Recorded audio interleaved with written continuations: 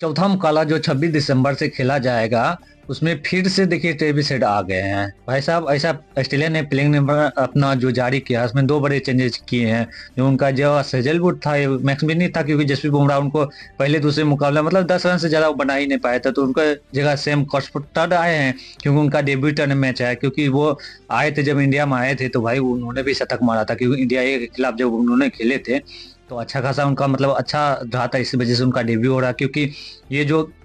दूसरा लड़का है जो मतलब ऑस्ट्रेलिया की तरफ से डेब्यू करने वाले हैं जी, क्योंकि एक पैट कमिंस थे जो 18 साल की उम्र में डेब्यू किए थे, और एक दूसरा मुकाबला जो दूसरा लड़का जो ऑस्ट्रेलिया की तरफ से, वो मतलब यही लड़का है जो डेब्यू करने वाला है। हालांकि जिस हिसाब से ऑस्ट्रेलिया ने अपना प्लेइंग 11 घोषणा किया, ऐसा नहीं कि जॉस हेजलवुड उनके एक बड़े खिलाड़ी थे जो जिन्होंने मतलब बाहर चले गए, उनकी जगह पे स्कॉट बुलार्ड आए हैं, जो उनके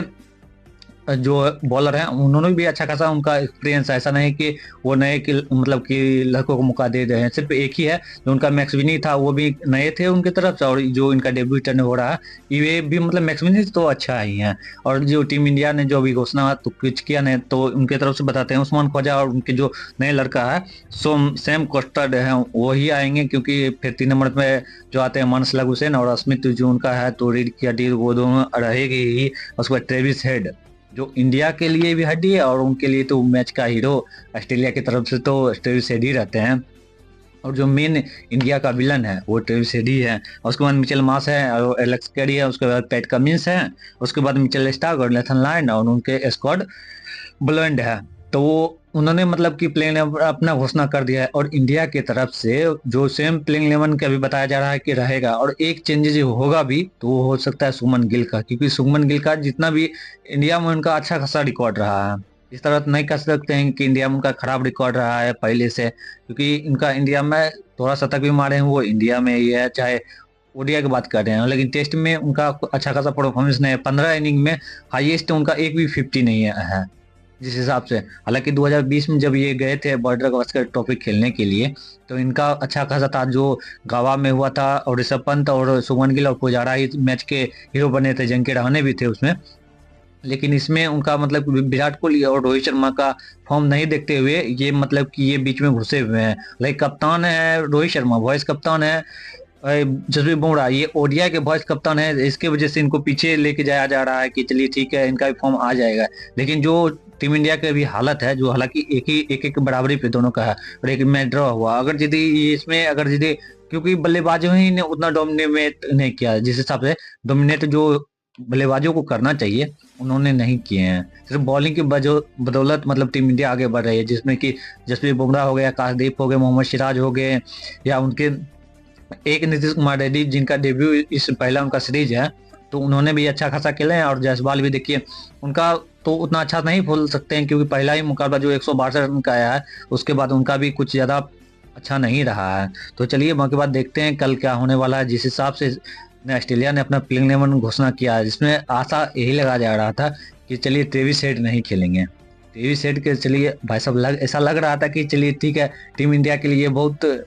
खुशी की बात है जिस हिसाब से ट्रेविस हेड चोटिल हुए थे। क्योंकि देखिए जब इंडिया में होता है कुछ चोटिल, जैसे रोहित शर्मा हो गए थे, या एक दो मैच मिस कर देते हैं या कुछ भी वजह से हो, लेकिन ट्रेविस हेड अगर यदि इस मुकाबला अगर यदि बाहर हो जाते हैं तो 100% था कि टीम इंडिया कुछ ज्यादा एफर्ट मारती है। ऐसे पर ऐसा नहीं कहते हैं कि क्योंकि जो लास्ट मुकाबला जिस ग्राउंड पर भी हो रहा है उस पर जो अगला बार जो हुआ था उसमें टीम इंडिया जीत के आ रही है, तो इस तरह नहीं कह सकते हैं कि टीम इंडिया ये खराब परफॉर्मेंस रहा है। क्योंकि ऑस्ट्रेलिया में अगला बार जब आया था बॉर्डर गवास्कर ट्रॉफी 4-1 से हम जीत के आए थे, लेकिन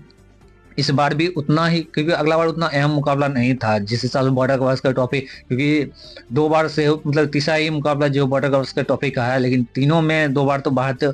एक न्यूजीलैंड के साथ अपना फाइनल खेली थी, एक ऑस्ट्रेलिया के साथ फाइनल खेली थी। लेकिन इस बार जो मुकाबला होगा इसमें साउथ अफ्रीका भी हो सकती है, ऑस्ट्रेलिया भी हो सकती है, और इंडिया तो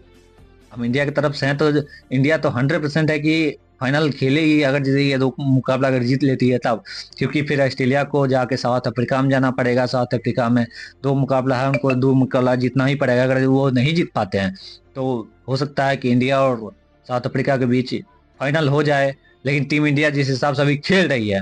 उसके हिसाब से तो ऐसा लग रहा है कि टीम इंडिया फाइनल में जाएगी, क्योंकि बड़े बड़े खिलाड़ी हैं जिनको मौका नहीं दिया गया है, जो अगली बार जीत का हीरो बने थे, चाहे वो से पुजारा हो चाहे जिनके रहाणे हो। जिनके रहाणे भी देखते होंगे, अभी सैयद मुश्ताक अली ट्रॉफी जो हुआ था उसमें सबसे हाईएस्ट रनर मतलब कि जाके अधिकतर सभी मुकाबले में ही उन्होंने किया। हालांकि जिस हिसाब से केकेआर के कप्तानी भी उनको मिल रहा है, तो ऐसा नहीं कहते जिनके रहाणे और बॉर्डर गवस्कर ट्रॉफी में जो कमेंट्री कर रहे हैं पुजारा पुजारा भी देखिए वो बैठ के, ऐसा नहीं है कि उन्होंने भी 100-200 बॉल खेल के सब सिर्फ 5-10 रन बनाते थे। अभी भी उनका जो हाईलाइटर देखते हैं तो ऐसा लगता है कि क्या पुजारा मतलब क्या उस लेवल का अभी तो कोई बल्लेबाजी टीम इंडिया में है ही नहीं। जिस हिसाब से पुजारा जो एक एक दिन पूरा बैटिंग कर लेते थे, चाहे पुराने समय में देख लीजिए वीरेंद्र सहवाग हो गए, ये सब मतलब कि चलते थे कि चलता था कि अब चलिए ठीक है, 1-2 दिन मुकाबला ऐसे निकाल देते थे। लेकिन अभी जिस हिसाब से फास्ट क्रिकेट हो गया, अग्रेसिव क्रिकेट हो गया, ऐसा लगता है कोई भी खिलाड़ी, क्योंकि देखिए रोहित शर्मा जो पुराने खिलाड़ी थे और विराट कोहली ये सब टिक सकते थे, लेकिन अभी के जो जिस हिसाब से ट्रेविस हेड आ गए हैं, ये T20 के तरह से खेलते हैं जिस हिसाब से। सबसे भयंकर जो अभी जो चिंता की विषय है